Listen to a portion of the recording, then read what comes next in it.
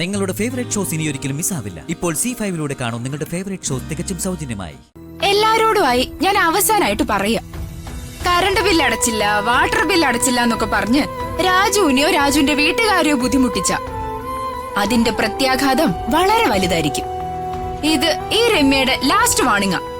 മനസ്സിലായോ? മനസ്സിലായേ. ആ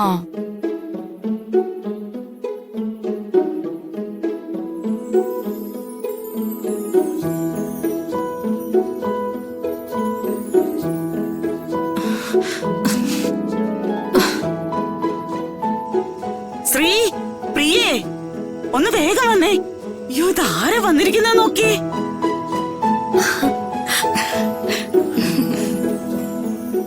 വാ വാ. ഋതു, നീ എന്താ ഇവിടെ? ഞാൻ വീട്ടിൽ ആദ്യമായിട്ട് വരുന്ന ഋതിക മേഡത്തെ മുറ്റത്ത് നിർത്തിയാണോ സംസാരിക്കുന്നത്? അയ്യോ, വെപ്രാളത്തിലേ ഞാനതങ്ങ് മറന്നു. മാഡം വാ, അകത്തേക്ക് ഇരിക്കാം. മാറ് മാറ്, വാ വാ മാഡം.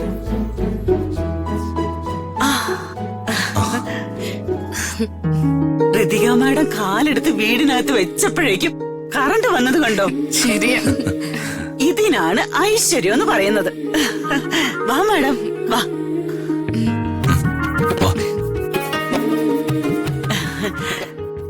ഇരിക്കും മാഡം. അയ്യോ, നിങ്ങൾ ആഹാരം കഴിക്കാനിരിക്കുന്ന സമയത്താണോ ഞാൻ കയറി വന്നത്? സോറി കേട്ടോ, ഐ എം റിയലി സോറി. ഓ, അതാണോ വലിയ കാര്യം? മാഡം ഞങ്ങളുടെയൊക്കെ വീട്ടിലേക്ക് വരുന്നത് തന്നെയാണ് വലിയ കാര്യം. അയ്യോ, അമ്മ എന്നിങ്ങനെ മാഡം മാഡം ഒന്ന് വിളിക്കല്ലേ, എന്നെ ഋതിക എന്ന് വിളിച്ചാ മതി. അയ്യോ, അതെങ്ങനെയാണ് ഋതിക മാഡം? രാജുമോൻ എപ്പോഴും ഋതിക മാഡം ഋതിക മാഡം എന്ന് പറഞ്ഞ് എനിക്ക് വായിൽ അതേ വരും. രാജുവിന്റെ അച്ഛനെ കണ്ടില്ലല്ലോ. അച്ഛൻ ഇവിടെ ഇല്ല.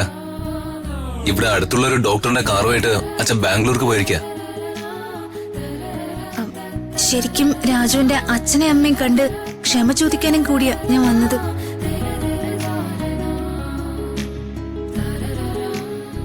സാനിയുടെ വിവാഹത്തിന് ദീപക് നിങ്ങളോട് ചെയ്തത് വളരെ മോശമായി പോയെന്ന് എനിക്കറിയാം. അമ്മ എന്നോട് ക്ഷമിക്കണം.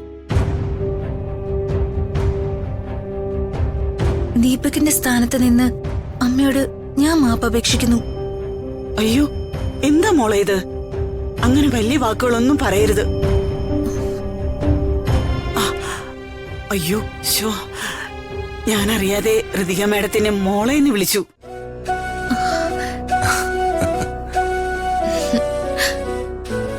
അമ്മ എന്നെ മോളെ എന്ന് വിളിച്ചാ മതി. ഞാനും അമ്മയുടെ മകളെ പോലെയാ. അത്രയൊക്കെ നടന്നിട്ടും രാജുവിനെ വീണ്ടും ഞങ്ങളുടെ വീട്ടിലേക്ക് ജോലിക്ക് അയച്ചതിന് ഒരുപാട് നന്ദിയുണ്ടമ്മേ.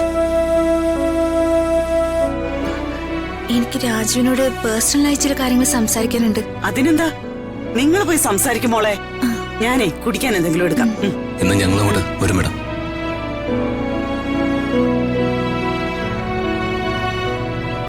ഡൗൺലോഡ് ചെയ്യൂ C5 ആപ്പ്. കാണൂ എല്ലാ എപ്പിസോഡുകളും സൗജന്യമായി.